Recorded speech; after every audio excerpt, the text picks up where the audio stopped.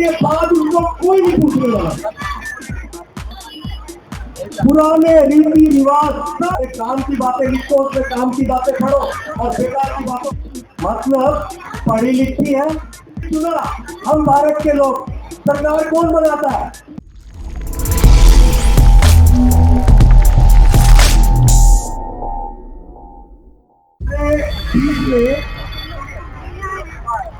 ऐसे भी लोगों को पेश किया जाता है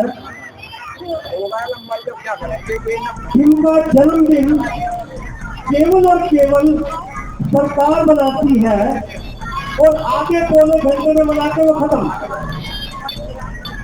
आगे पौने घंटे में वो जन्मदिन खत्म और उसके बाद उनको कोई नहीं पूछने वाला। ऐसे व्यक्ति भी है, किसी को राष्ट्रपिता बना के पेश किया हुआ है और किसी को कौन सी माँ बनाकर पेश किया हुआ पता नहीं, वो सब आप जानते नाम लेने की क्या जरूरत है। लेकिन ये वो महान पुरुष है जिनका जन्मदिन पूरे 2 महीने तक मनाया जाता है। अब इससे ज्यादा मतलब बहुत कुछ है बताने के लिए, लेकिन वहां नहीं जाऊंगा मैं, वो सब आप जानते हैं। ये वो महान पुरुष है कि इन्होंने इतना बड़ा काम किया, इतना बड़ा काम किया कि जिसको नापना बड़ा मुश्किल है।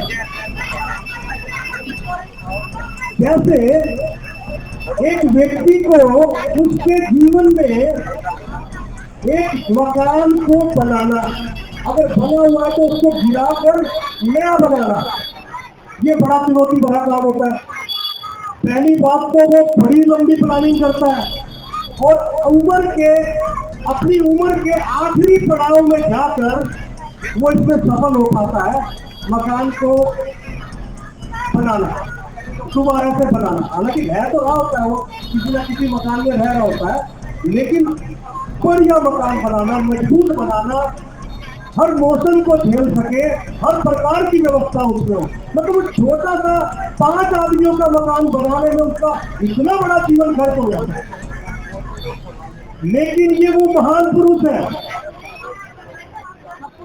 इन्होंने न केवल नया भारत बनाया, नया भारत किसे कहते हैं, पुराने रीति रिवाज सब खत्म, शोषण करने वालों को सजाए जो भी हो, जो अदालत देती है, वोट है तो वोट, और 6 महीने 3 महीने उम्र कैद का सबका इंतजाम किया। कानून तोड़ेगा तो बाहर, आगे बढ़ने के लिए स्कूल, कॉलेज, बिजनेस और नौकरी करने के लिए ऐसे हर प्रकार की व्यवस्था। मतलब मैं एक वो बताना चाहता हूँ कि एक व्यक्ति को 5 आदमियों का इंतजाम करने के लिए, एक मकान बनाने के लिए उसकी उम्र निकल जाती है। लेकिन बाबा साहब ने जो काम किया, सब कुछ पुराना तोड़ दिया, पुराने रीति रिवाज सब खत्म किए। तो मतलब खत्म करने के बाद क्या करते हैं, प्लेन थोड़े ना छोड़ देते हैं, फिर नई चीज भी पैदा करनी पड़ती है। उन्होंने नए रीति रिवाज दिए, नए कानून दिए, नए तौर तरीके दिए, जीने का नया तरीका बताया उन्होंने। इसी बात में मैं आज के इस सभा में अपने पुरुष समाज को, अपने जो पुरुष जाति है, मेरी तरफ से उनको एक निवेदन है और एक सुझाव है। हम महिला का स्वागत, उसका सम्मान महिला से ही क्यों कराते हैं? पुरुषों ने जब बाबा साहब ने महिलाओं को आगे लेकर आए, क्यों आगे लेकर आए? क्योंकि वो पुरुषों की गुलाम थी, कोई भी जाति की महिला पुरुषों की गुलाम थी, पुरुषों की गुलामी से आजादी दिलवाई उनको। आज वो आजाद है, हर क्षेत्र में आगे है, तो क्यों नहीं भाई पुरुष आज आप उनका स्वागत करते? कौन सी प्रथा? सारी प्रथा पुरानी, ये बाबा साहब ने सब खत्म की है। अगर वो आगे बढ़ी है, उन्होंने कोई अच्छा काम किया है, तो मेरा सर ऊंचा होना चाहिए और गर्व होना चाहिए और दिल से आवाज होना चाहिए कि इस महिला का स्वागत मैं करूंगा, होना चाहिए। तो ये क्या हो रहा है कि उसका स्वागत वो वही कर रहा है। ये हो सकता है शायद कोई महिला अभी ऐसा हो सकता है कोई एक महिला उस लेवल पे ना पहुंच पाई हो मानसिक स्तर पर, वो कहे कि पुरुष मेरा क्यों स्वागत कर रहा है, मुझे अब कोई बात नहीं, उसके लिए भी एक इलाज है। आप उसको माला अगर आपके पास में है तो माला उसके हाथ में दो, माला की जगह पे फूल दो, फूल की जगह पे ये पटका दो, आगे ना तो संभव है सब कुछ, अगर हम करना चाहें तो संभव है। साथ आगे बढ़ते हैं, हम अपने मुद्दे पर आते हैं कि एक लड़की जब मैं आया तो एक लड़की भाषण दे रही थी, उसने की हुई है, ये तिहाड़ गाँव से आई है और ये भाषण देती। मैंने उनसे पूछा भाषण देने के बाद कि आप क्या कर रही है, उसने कहा मैं 12th एग्जाम दूंगा और मेरे पास प्रॉब्लम। तो उसने जो भाषण दिया, फिर मैंने उस भाषण में देखा कि कुछ भी था, कुछ कमी थी उसमें। मतलब भाषण बहुत अच्छा था, लेकिन अगर कुछ कमी है और हम अपने बच्चे को, अपने बेटी को, बेटे को कमी पूरी करा दें तो वो जीवन भर आगे बढ़ता रहेगा, उसके अंदर वो कमी खत्म हो जाएगी। तो एक बेटी ने सब कुछ बताया बाबा साहब के बारे में, लेकिन वो बात चूक गई कि महिलाओं के लिए बाबा साहब ने क्या, वो सबसे बड़ी बात थी, वो सबसे बड़ी बात थी। महिलाओं के लिए क्या किया बाबा साहब ने, ये बताना जरूरी है। इतने शैतान, इतने बेईमान, झूठे इंसानों का कब्जा है व्यवस्था में, वो बाबा साहब की कोई भी बात इस देश के नागरिकों को बताना नहीं चाहते। तो जब वो नहीं बताना चाहते तो ये सीधी सीधी जिम्मेदारी किस पर आ जाती है, हमारे कंधे पे आ जाती है, हमें बताना है। और तमाम वो तरीके अपनाने हैं जो मौजूद है। वो व्हाट्सएप हो सकता है, वो आपका फेसबुक हो सकता है, व्हाट्सएप को भी भगवान के बारे में व्हाट्सएप भी अच्छी व्हाट्सएप, अरे काम की बातें लिखो, उसमें काम की बातें पढ़ो और बेकार की बातों को छोड़ो, लाओ। ऐसे तो चाकू भी गलत है, हाथ में पकड़ा हुआ, अरे सब्जी काट ले, सब्जी काट, मरीज का ऑपरेशन कर। पूरा तो ये भी है, अगर इस्तेमाल खराब है, अगर इस्तेमाल खराब है तो हर चीज बुरी है, और इस्तेमाल अच्छा है तो हर चीज अच्छी है। तो ये बेटी को ये चाहिए कि वो महिलाओं के लिए बाबा साहब ने क्या किया, वो महिला को गर्व होना चाहिए, उनको अपनी रिसर्च करनी चाहिए कि मैंने ये क्या क्या किया बाबा साहब ने महिलाओं को। अब मैं थोड़ा संविधान के ऊपर बात करना चाहूँगा। हम भारत के लोग, संविधान का पहला शब्द यहाँ से क्या होता है,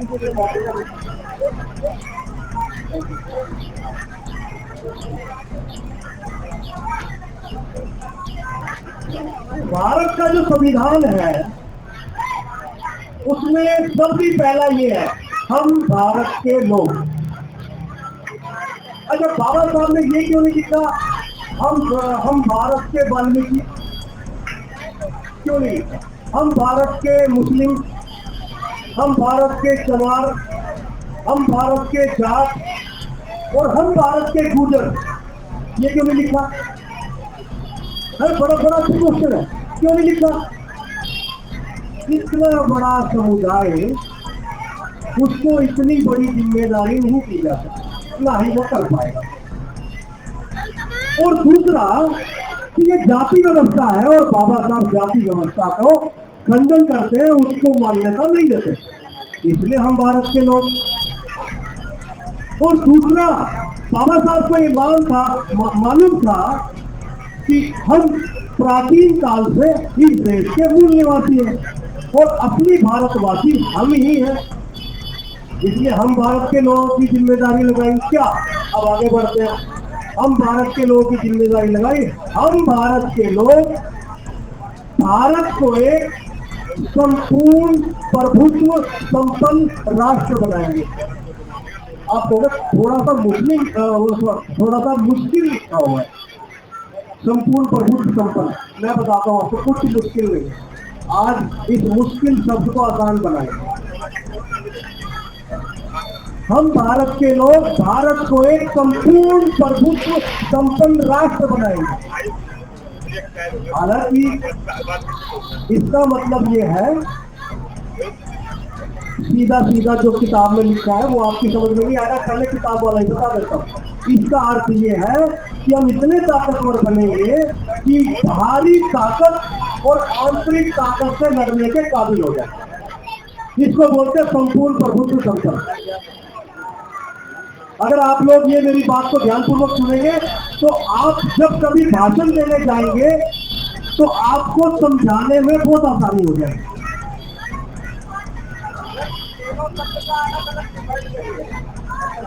बैठ जाओ आप, पहले उसको बात बढ़ाओ बाद में। मैं ऐसी कोई जगह ही नहीं छोड़ूंगा जहाँ आपको खड़ा होकर हाथ उठाना पड़ जाए। ऐसी जगह ही नहीं छोड़ूंगा। मुझे मालूम है, क्योंकि मैं आप लोगों के बीच में रहता हूं, तो मुझे मालूम है मेरे भाई को, मेरे बच्चे को कहाँ पर सवाल पैदा हो सकता है। तो संपूर्ण का अर्थ क्या है? अगर आप साथ साथ बोलते रहोगे तो बड़ा मजा आएगा। संपूर्ण का अर्थ क्या होता है? कंप्लीट। संपूर्ण का अर्थ क्या है? कंप्लीट। अगर आपने मकान बना दिया, चिनाई कर दी, प्लास्टर नहीं कराया, तो संपूर्ण है क्या? संपूर्ण। संपूर्ण का अर्थ होता है कंप्लीट। संपूर्ण प्रभुत्व। अभी मैंने आपको किताबी मतलब तो बता दिया कि आंतरिक और बाहरी ताकतों से लड़ने के काबिल बनना। इससे मजा नहीं आ रहा, यहाँ समझ नहीं आया ये क्या है, अभी समझा दो। प्रभुत्व संपन्न, प्रभुत्व को भी छोड़ते, संपन्न को लेते। भाई मैंने अपनी बेटी का रिश्ता करना है, ये फैमिली है, संपन्न लग रही है, संपन्न है ये फैमिली, मतलब पढ़ी लिखी है, नौकरियों पर है, व्यवसाय है, मकान है, गाड़ी है, और समाज में इज्जत है, और समाज में इसकी इज्जत है। तो ये हुआ घर पूरा संपन्न। क्या क्या इस घर के पास? शिक्षा है, नौकरी, व्यवसाय, बिजनेस है, मकान है, घोड़ा गाड़ी है, और समाज में इज्जत है। इसको कहते हैं संपन्न। और ये व्यक्ति जब इसके पास इतनी सारी ताकत है, शिक्षा है, नौकरी और व्यवसाय में धन है, तो ये आदमी अब किसी भी ताकत से लड़ सकता है। जो इसको आंख दिखाएगा उसकी आंख को नीचे कर सकता है। मतलब अब ये ताकत है इसके पास, अब ये किसी भी ताकत से लड़ने के काबिल है, और इसको कोई भी परेशान करेगा ये उसको वाजिब जवाब देगा। ये अब आते हैं प्रभुत्व। प्रभुत्व किसे कहते हैं? जब वो व्यक्ति जो समाज में रहता है उसके पास ये पूरा समाज, पूरा जो संपन्न परिवार है, ये इसकी गली में प्रभुत्व है, मतलब उसकी दबंगाई है।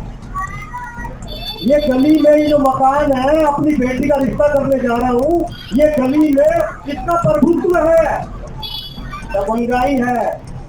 आपको लोकल भाषा में समझा रहा हूँ, तो घर परिवार की, गली मोहल्ले की लैंग्वेज में बता रहा हूँ। पहले तो किताब की भाषा आपको बताई, इसकी थोड़ी सी दबंगाई है, वजन है, इसकी लोग बात मानते हैं, इसको बोलते हैं प्रभुत्व। अब समझ में आया ना? प्रभुत्व संपन्न किसे कहते हैं? क्या क्या होना जरूरी है? दोबारा से रिपीट करो, बड़ी इंपॉर्टेंट बात है, इसी को आगे लेके जाऊंगा। इस संपन्न परिवार किसको बोलते हैं? जिसके पास शिक्षा है, रोजगार, व्यवसाय है, धन आ गया है, मकान है, घोड़ा गाड़ी है, और इज्जत है। इज्जत को मैं बोल रहा हूँ बार बार, तब ये परिवार संपन्न है। अब संपूर्ण संपन्न कैसे है? संपूर्ण नहीं है, आधा काम छूटा हुआ है। बाबा साहब ने ये सरकारों को, जिनको आपने चुना, हम भारत के लोग, सरकार कौन बनाता है? कौन बनाता है जरा बताना? अरे बोलो ना, हम भारत के लोग। अरे बोलो, शर्म क्यों आ रही है? सरकार कौन बनाता है? वो काम बाबा साहब ने सरकार को दिया था कि जैसे ये परिवार को शिक्षा मिली, स्कूल में आरक्षण मिला, नौकरियों में आरक्षण मिला, व्यवसाय करने के लाइसेंस मिले, ये पूरा का पूरा कार्यक्रम इस परिवार के साथ साथ इस पूरी गली में मिलना चाहिए, और इस गली के साथ साथ ये कार्यक्रम पूरा का पूरा इस गांव में फैलना चाहिए। और अगर ये कार्यक्रम इस परिवार तक रुका हुआ है तो ये संपूर्ण प्रभुत्व संपन्न का कार्यक्रम नहीं है, ये कार्यक्रम संपूर्ण नहीं है। ये संपूर्ण कब होगा? ये पूरी गली में हो, ये पूरे गांव में हो, गांव से बढ़कर दिल्ली में हो, और दिल्ली से बढ़कर ये हरियाणा, पंजाब, पूरे भारत में फैले। तब जाके हम बोलेंगे हम भारत के लोग भारत को संपूर्ण प्रभुत्व संपन्न राष्ट्र बना पाए। क्या हम ऐसा कर पाए? नहीं कर पाए। क्यों नहीं कर पाए?